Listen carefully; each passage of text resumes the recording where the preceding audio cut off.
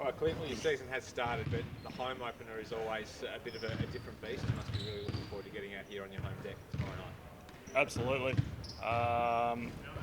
Played in possibly the hardest road game to start the season in Perth in front of 13,000. Now to come back home to our arena where we absolutely love it. I'd say the best place in the league to play with these fans, and I guess it's a small venue, but they're certainly loud and they're on top of the court, so we absolutely love playing here. What's practice look like in the week after your game in Perth last Friday? Yeah, it's been I guess almost a longer week, even though we got the double this weekend. We've had now three really good hit-outs.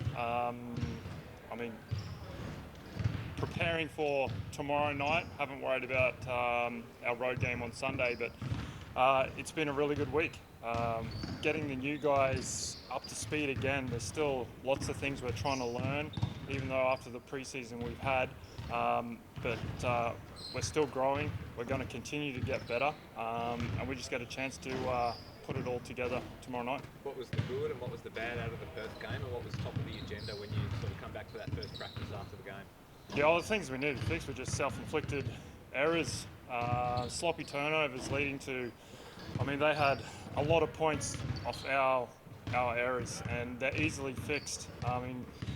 You go into that building and you give up, 101, or it was over 100. So fixing those small errors, you take those off the board, and then you're back playing sub-90s, and you can win basketball games that way. So as long as we fix those small things, no self-inflicted errors tomorrow night, we'll give ourselves a pretty good chance. What do you make of the Kings, mate? Obviously new coach, newish group, same setup, I suppose. They're a very good club to come up against.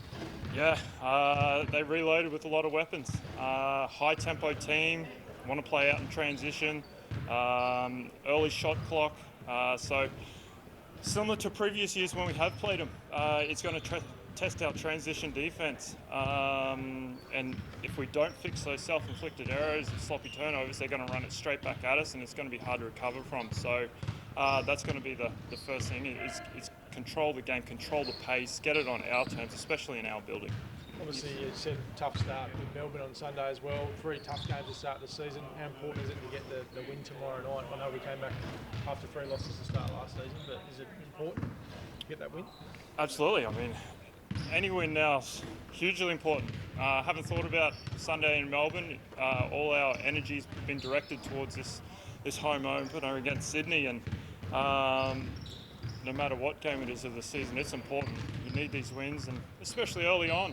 You don't want to go into the back end of the season pushing everything uphill. You want to get those early wins on the board and see where you're at. But we've got 3 really good tests to start the season at Perth and Sydney here, and then at Melbourne. So you wouldn't want it any other way. I know you won't buy too much into rivalries and history and all that sort of thing, but you do have history with the Sydney Kings. Would you consider them perhaps biggest or fiercest rivals in the competition?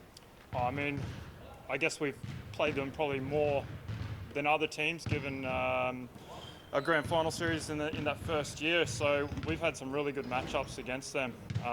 They've come in here a few times and they've jumped us, and we just haven't been able to recover from it. So from the tip tomorrow night, we got to be ready because, like I said, they're going to be in transition. They're going to want to run the ball. And if they get out early and they feel comfortable, then it's going to be a long night. We need to get it on our terms, and I'm sure it'll be another good one against them. Those self-inflicted wounds, Clint, is that a positive in a sense that you can tidy those things up on your end of the court that you can hopefully walk away with a win tomorrow night? Absolutely, because they're controllable. They're everything that we can take care of, from the offensive end to defensive breakdowns. The way we viewed it is that was our error, not them doing anything special. So we stay solid in that area, then you can wipe 15, 20 points off the board just like that.